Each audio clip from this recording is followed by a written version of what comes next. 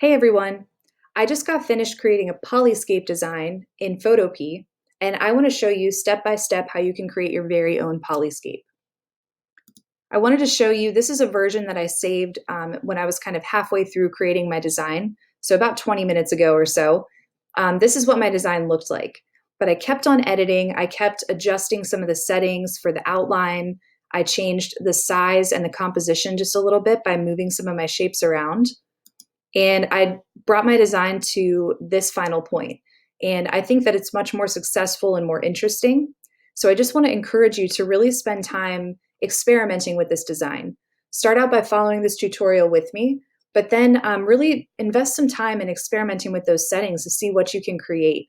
It's really fun and it ends up being beneficial to your design when you leave time to explore like that. It's really when the magic happens. So let me show you how to start your Polyscape. Go to the top left-hand corner and click on File and New.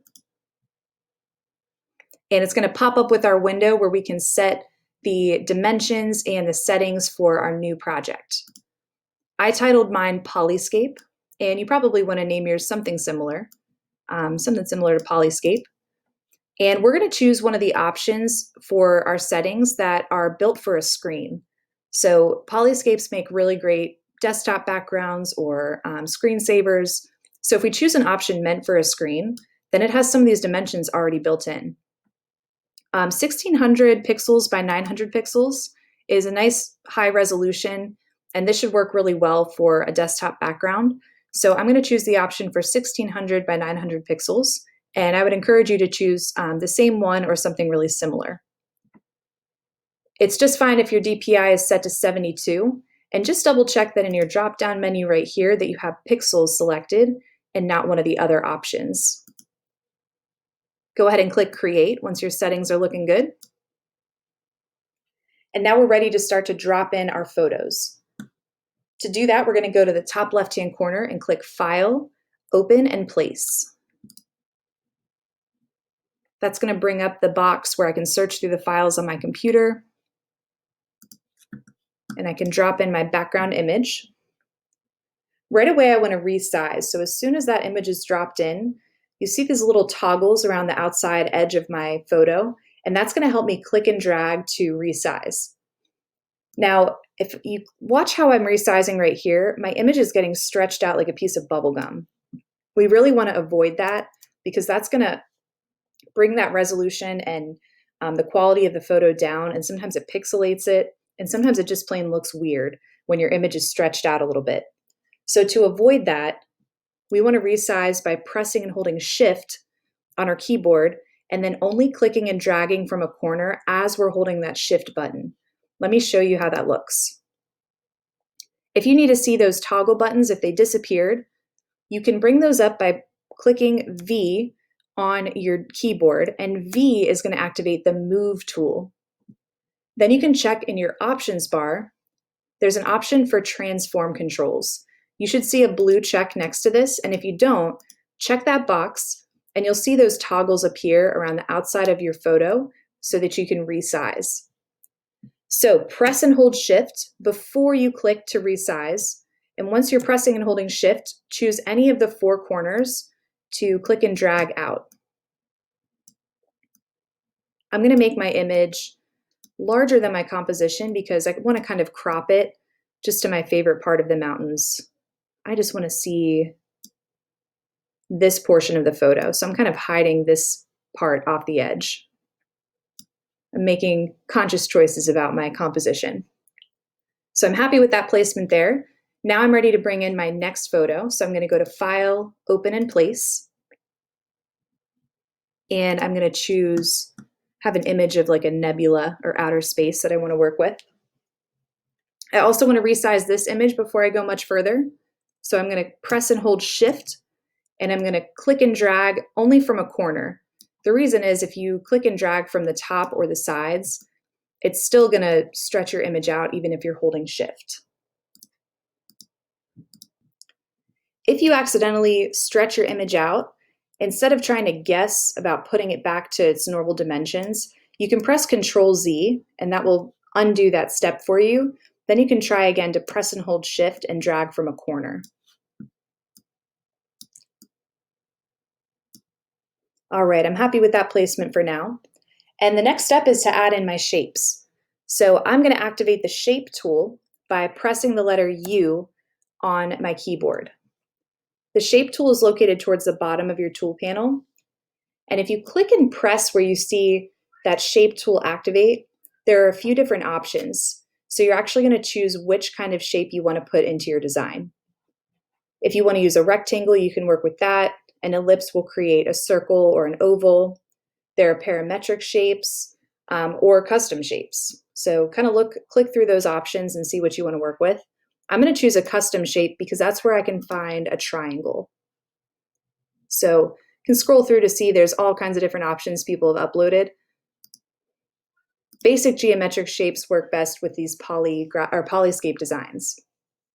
So once I have that shape tool activated, I've got the triangle selected. I'm going to first set the fill. So the fill is just the color that's going to fill the inside of the shape. And you want to set that to just black or white, something that will stand out and be easy to see against your images. So I'm going to choose white. And we want to have no stroke. Stroke is another word for an outline. And if you don't want to have an outline, which we don't at this point, then we want to select this option where there's a red X through the box. That means that there's not going to be a fill or a stroke. So now I can just click in the center of my design and a window will pop up where I can set the width and the height of the shape that I want to create. I'm just going to click OK because what I can do is activate the Move tool by pressing V, and then I can press and hold Shift again, and I can resize this to whatever size I want it to be. I want it to be pretty large. And then I can also rotate if I just hover over the corner of my shape where you see those toggles popping up. You can rotate that shape to whatever location you want it to be. I'm going to move that to the center of my design. And if I want to make sure that my shape is perfectly in the center of my composition, I can place some guidelines in. So to do that, I can go up to View and Add Guides. If I choose the option in the dropdown for a percent, I can type in the number 50 for horizontal and vertical. And that's going to divide my composition perfectly in half because 50% is half of a whole, right? Half of 100. So then click OK. And now I have some guidelines that will help me out as I create. If I'm moving my shape, it'll kind of snap into place on that guideline. Super, super helpful as you're working with your composition. So now I want to create two more smaller triangles. The way I'm going to do this, instead of redoing a brand new shape, especially if I want it to be the exact same dimensions as this triangle, I can click on that layer in my layers panel on the right. And first, let me rename this. This is going to be helpful. If you name your layers, it can help you stay organized. So I'm going to name this one Triangle. And then I'm going to go up to my layer, up next to File and Edit. I'm going to go to Layer and Duplicate Layer. That created a copy. And then I can use that Move tool, just press the letter V, and I can move that off to the side a little bit. I'm going to rename this layer right away. This is going to be the triangle that is on the right. So I'm going to name this layer, if it'll cooperate with me. I'm going to make a note that that's the right triangle.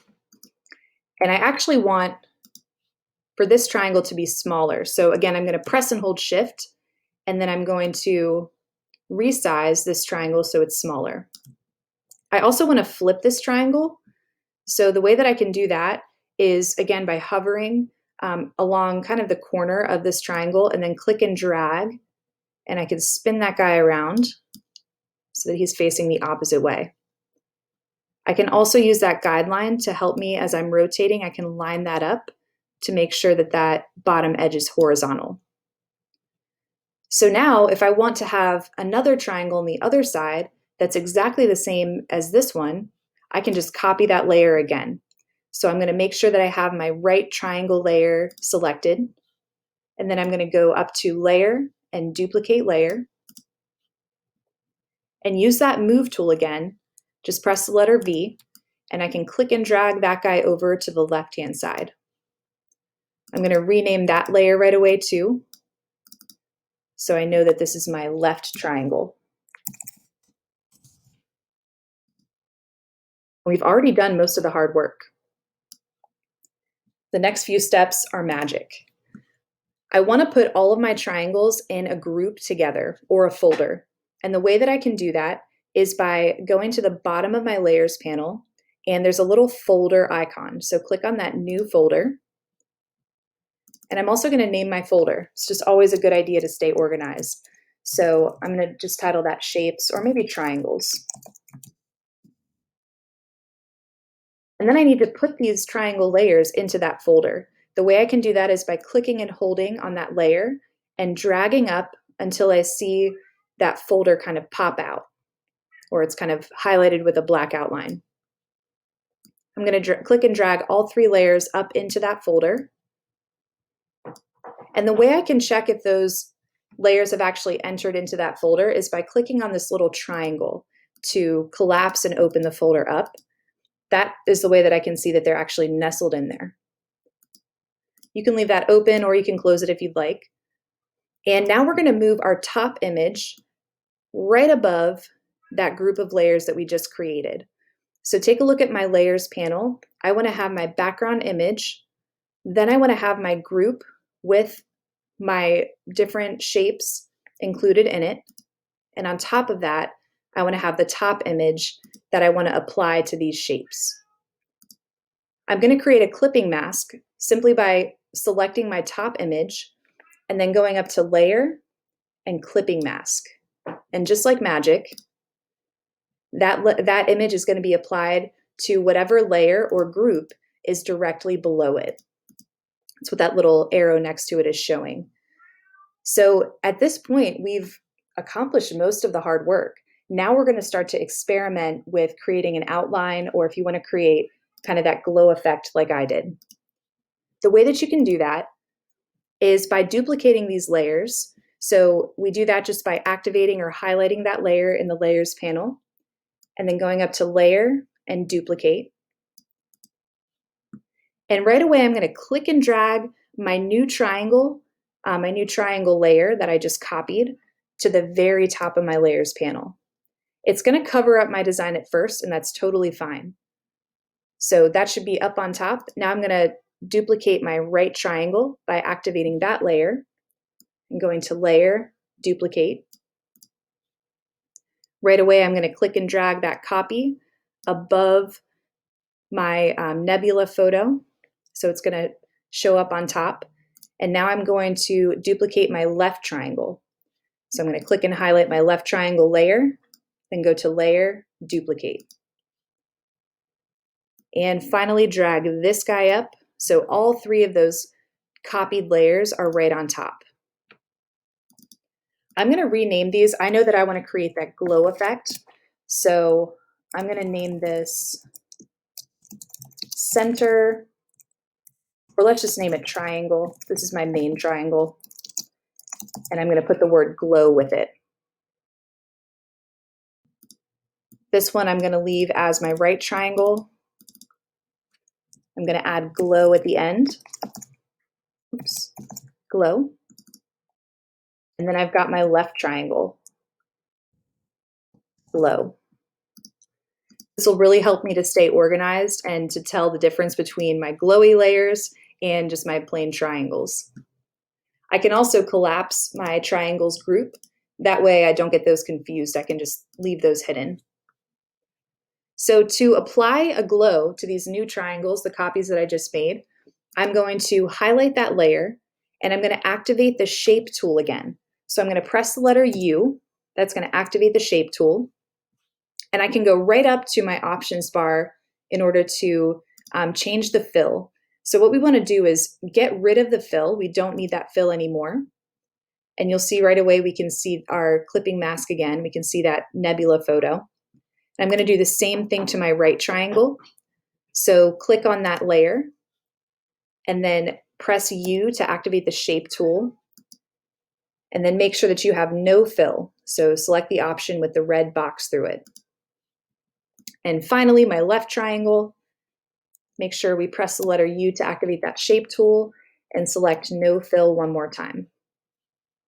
Now to add that glow, the last step is to highlight that layer that you want to add a glow to, whichever layer contains that shape.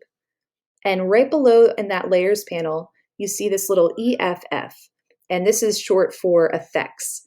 So if you click on that effects menu, click and hold, you see there's a couple of different options, and this is where you might want to kind of experiment in your design. An outer glow is a great effect to add to a polyscape shape. So I'm going to choose an outer glow. And this is remembering the settings that I used for my last design. And you can really just click and drag to change the opacity of the glow. You can change the color. So maybe for this one, I'll create like a hot pink glow. If you want to fine tune the color, the shade of the color that you're using, you can click and drag in this color menu, or you can use one of the presets here. I like this hot pink, so I'm going to go with that. Click OK. If you click and drag that opacity, that's the darkness or kind of the transparency, the level of transparency of the glow.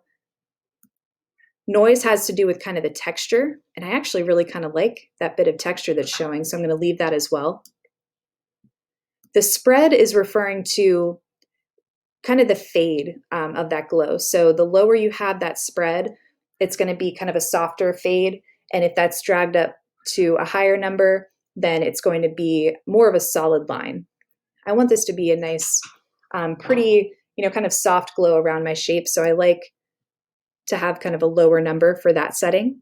And then the size just refers to how large that glow is. I'm pretty happy with the way this is looking right here. So once you like the way your glow looks, just press OK.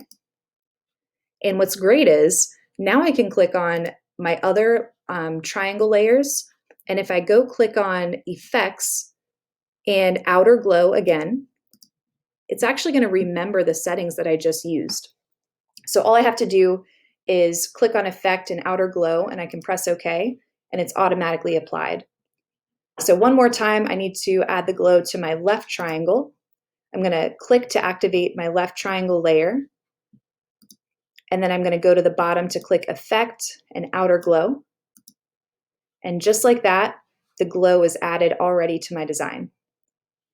You could also add a stroke. So if you want to add a stroke to your shape, you also want to add that to these top layers, the copies that we created. Oh, my glow didn't apply yet. Let me go back one more time. Press OK.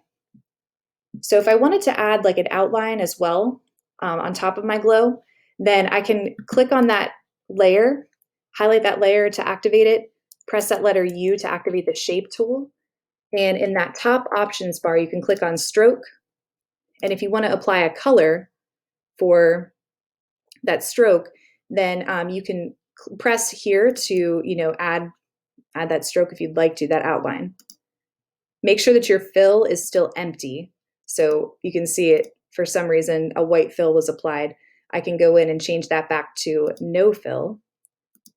And then this number next to that color that I chose for the stroke, I can change this number to adjust the size of the stroke that I'm applying. So if I want to add, this is basically how many pixels or points the thickness or the width of my stroke is. So you could experiment with that number to see what you like. I think I want just a nice thin line. So enter your number and then press enter on your keyboard. And I'll do the same thing to my other triangles. So again, I just click on that layer to activate it, go up to my options bar to add a stroke. And I had a 5-point stroke, press enter to apply. And finally, my left triangle, I'm going to add a stroke. I'm going to type in the number 5 for a 5-point width stroke and press enter.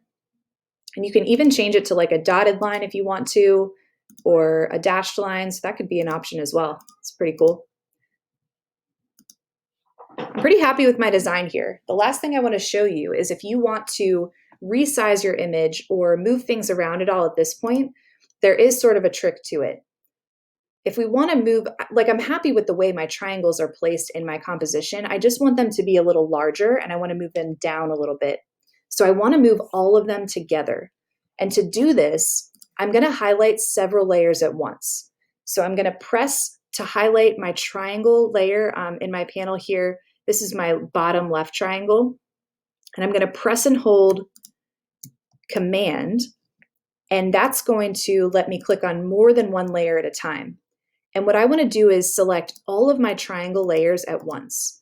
So take a look at my layers panel here. You can see that I have all of my layers with the triangles selected at the same time. Again, the way I did that was I clicked on one of my triangle layers and then I pressed and held on Command. Then I can select more than one layer. All of my triangles are selected, and now I can quickly press the letter V for that move tool, and now I can move all of these triangles together at once. I can also resize, so I could press and hold Shift and drag from a corner, and all of that is going to, at the same time, move in one piece. I'm pretty happy with this. I like the way this composition is looking. So the last thing I want to do is kind of adjust my nebula photo. I actually want to make this a little bit smaller. So I'm going to press and hold Shift, and I'm going to drag from a corner. If you can see, this is showing a little bit more of the details. When it was really large, I wasn't able to see many of the stars. So this way I can just see some of that detail in the image a little bit better. All right, so I'm pretty happy with my Polyscape. I can get rid of my guidelines by going up to View and Clear Guides. And there we go. I've got my Polyscape completed. I have a few different versions here. So again, you can see how important it is just to experiment, play around with these settings in Photopea. There are so many possibilities, and spending that time to experiment and explore really will pay off in helping you to create something really unique and interesting. So have fun creating. Thank you for following my tutorial.